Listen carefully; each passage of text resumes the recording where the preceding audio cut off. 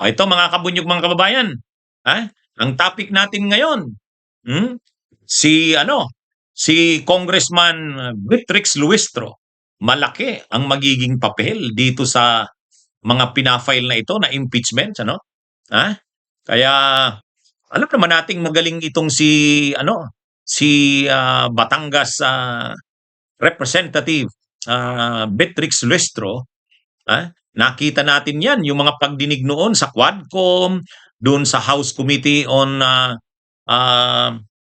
Good Government and Public Accountability. Yung magaling, hinangaan natin yan si Congresswoman Luestro. Ngayon, siya yung ginawang siya yung itinalagang chairperson ng House Committee on Justice. At ang House Committee on Justice ay mabigat ang tungkulin niyan, lalo ngayon na sunod-sunod ang mga pina-file na impeachment complaints. May impeachment complaints para kay PBBM, may impeachment complaint na ipa-file kay Sara Duterte sa February. At lahat yan mapupunta yan sa House Committee on Justice. Kapag final yan sa Secretary General ng House, ang Secretary General naman ng House, ire-refer yan sa office ng Speaker. Ang Speaker naman ang magdi-decide kung ire-refer na yan sa Committee on Rules. Katapos niyan, ipapasa na yan sa Justice Committee. Sa Justice Committee na yan tatagal. Kasi yung Justice Committee, pag refer yan sa Justice Committee, magpapatawag ng hearing ang Justice Committee. Iimbitahan, ipapatawag, ino-notify yung pinapa-impeach na official.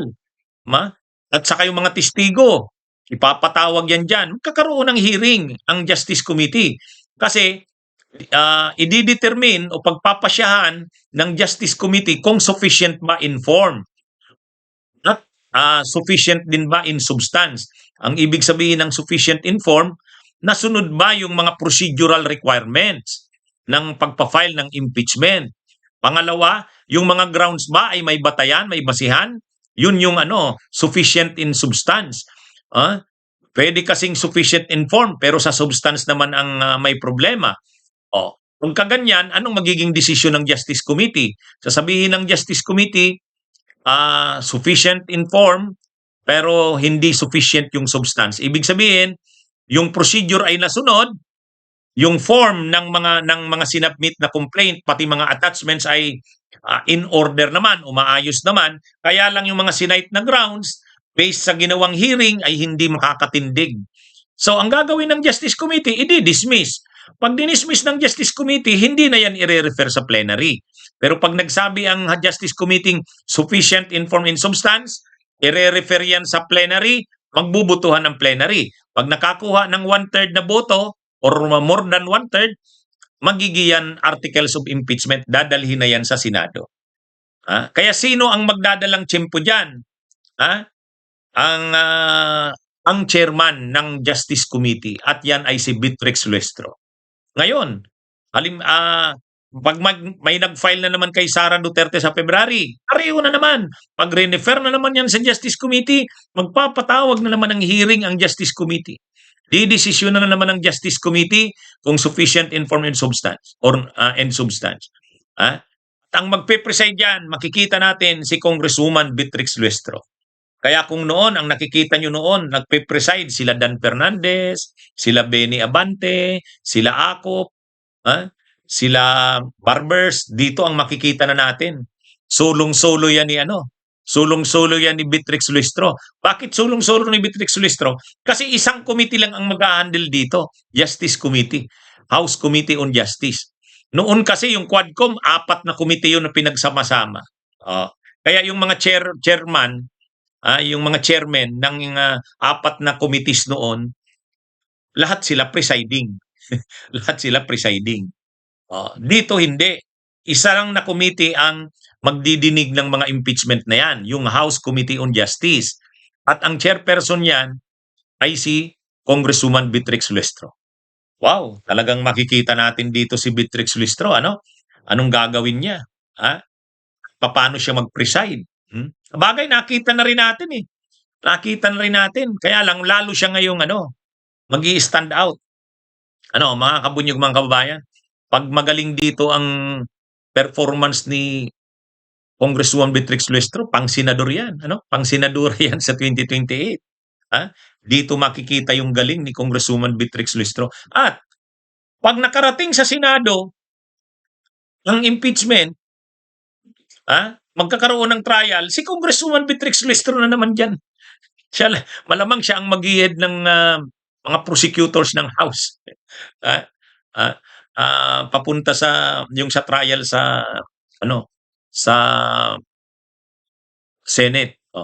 Kaya alin man dyan, impeachment man yan kay PBBM, impeachment kay Sara, pareho si Congresswoman Beatrix Luestro ang magiging dyan ang papel niya.